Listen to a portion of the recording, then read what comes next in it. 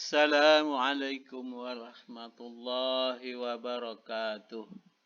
Okay, hari ini anak-anak murid Ustaz, Ustaz berharap dalam keadaan bersedia dan sihat walafiat tubuh badan. Untuk belajar hari ini, kita belajar berkaitan tajuk baru iaitu beriman kepada kitab. Beriman kepada kitab. Di muka surat 72. Surat 72, beriman kepada kitab. Kitab ini adalah salah satu rukun. Beriman kepada kitab ini adalah salah satu pada rukun iman atau rukun Islam. Dah boleh bezalah. Sebelum ini mungkin murid-murid Ustaz dah belajar rukun-rukun iman. Rukun iman, beriman yang pertama apa? Mungkin dia tahu satu. Beriman kepada Allah. Yang kedua, beriman kepada malaikat. Yang ketiga, beriman kepada kitab. Yang sekarang kita nak belajar ini.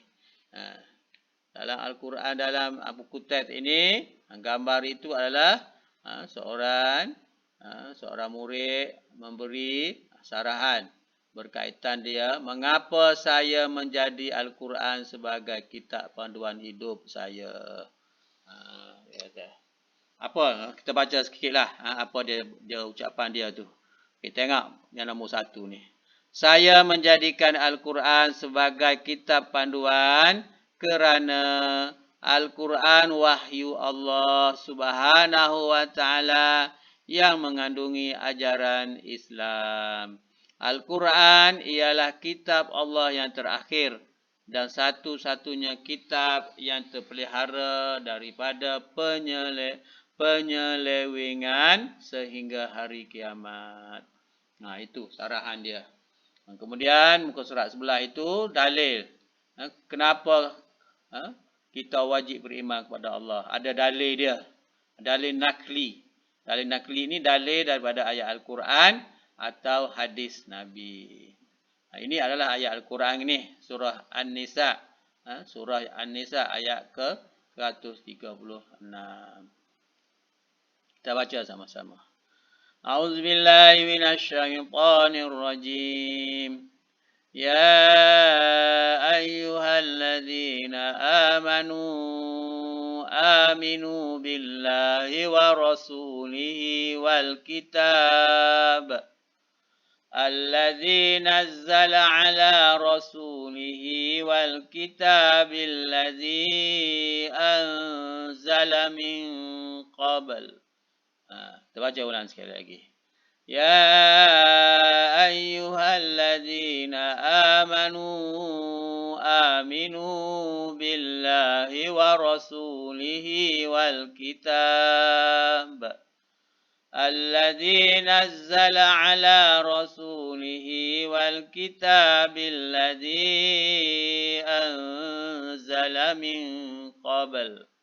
Okey, maksudnya wahai orang yang beriman, tetaplah beriman kepada Allah dan Rasul-Nya dan kepada kitab yang Allah turunkan kepada Rasul-Nya serta kitab yang Allah turunkan sebelumnya. Ini adalah firman Allah menyeru kepada orang yang beriman supaya kita kena beriman kepada Allah, supaya kita beriman kepada Rasul, Rasul-Rasul Allah lah. Rasul yang wajib kita tahu sebanyak 25 orang yang kita kena tahu, yang kenalilah. Dan kepada kitab yang Allah turunkan kepada Rasul-Rasulnya itu. Yang wajib kita tahu berapa? Pada berapa? Wajib tahu 4 saja yang Allah turunkan kitab itu.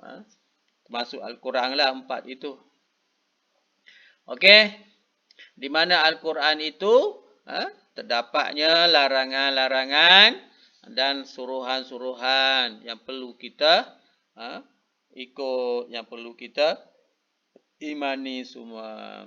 Okey, teruskan kepada muka surat sebelah. Cepat sedikitlah. Okey, apa? Muka surat 74. apa maksud kitab itu?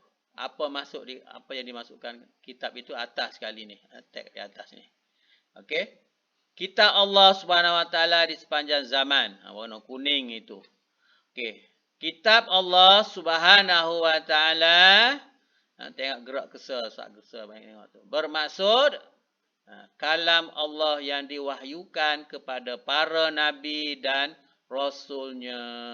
Kitab Allah Subhanahu Wa Taala bermaksud kalam Allah yang diwahyukan kepada para nabi dan rasulnya. Kitab ini mengandungi syariat dan petunjuk memimpin manusia ke jalan yang benar dan diredai Allah Subhanahu Wa Taala. Okey, ini maksud kitab. Mungkin keluar dalam buku aktiviti itu ada latihan. Kena tengok sini, rujuk kat sini. Dalam buku aktiviti itu ada soalan berkaitan dengan maksud kitab. Boleh rujuk kat sinilah. Dia suruh isi tempat kosong. Okey, terusnya apa kitab-kitab yang diturunkan kepada Nabi, kepada Rasul-Rasul itu, apa nama kitabnya? Okey, nama kitab yang wajib kita ketahui. Ada 4 semua ni. Pertama, kitab Zabur diturunkan kepada Nabi Daud alaihissalam. Zabur kepada Nabi Daud alaihissalam. Yang kedua, kitab Taurat. Kitab Taurat, yang diturunkan kepada Nabi Musa. Musa. Taurat diturunkan kepada Nabi Musa. Kitab yang ketiga, kitab Injil. Diturunkan kepada Nabi Isa alaihissalam. Injil diturunkan kepada Nabi Isa alaihissalam. Manakala yang keempat, kitab Al-Quran diturunkan kepada Nabi Muhammad sallallahu alaihi wasallam. Inilah Al-Quran, mukjizat yang agung, agung diturunkan kepada Nabi Muhammad. Sampai sekaranglah kita ikuti, kita mesti kena patuh ajaran yang terdapat dalam Al-Quran. Sebab itu kita ni kena wajib belajar baca Iqra dulu, kemudian pandai Iqra, habis Iqra, terus kepada baca Al-Quran sehingga khatam Al-Quran, baca dengan lancar, kemudian memahami makna dia dalam Al-Quran itu. Kita ambil pengajaran segala apa yang ada dalam Al-Quran. Kita amalkan dalam kehidupan kita seharian. Berpandu kepada ajaran Al-Quran. InsyaAllah kita akan selamat. Al-Quran juga memberi kita pahala, membela kita semasa kita dalam kubur.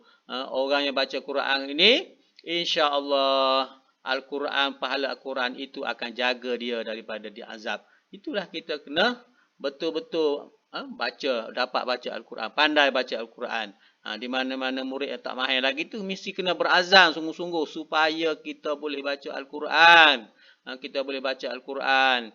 Ada majlis-majlis Yasin, kita boleh baca Yasin dengan lancar. Di mana saudara-saudara kita, keluarga kita yang sakit, kita boleh baca ayat-ayat Quran. Sebab apa? Ayat Quran ini sebagai penawar kepada kita semua orang Islam ini. Baca ayat Quran, niat untuk nak sembuh apa-apa penyakit, insya-Allah Allah kabulkan. Itu Allah Taala ada janji dalam Al-Quran itu. Itulah hari ini kita belajar berkaitan dengan kitab Allah. Salah satunya kitab Al-Quran yang diturunkan Nabi kita sehingga sekarang yang kita belajar itu. Lepas ini buat latihan dalam buku aktiviti. Dan jangan lupa tengok video tata cara buat latihan itu. Kadang-kadang murid ustaz ni tak nak tengok tata cara buat latihan dalam video. Terus buat latihan. Ada ada berlaku kesalahan. Tak nak berlaku macam tu. Tengok video tata cara buat latihan dalam buku aktiviti. Sekian, terima kasih.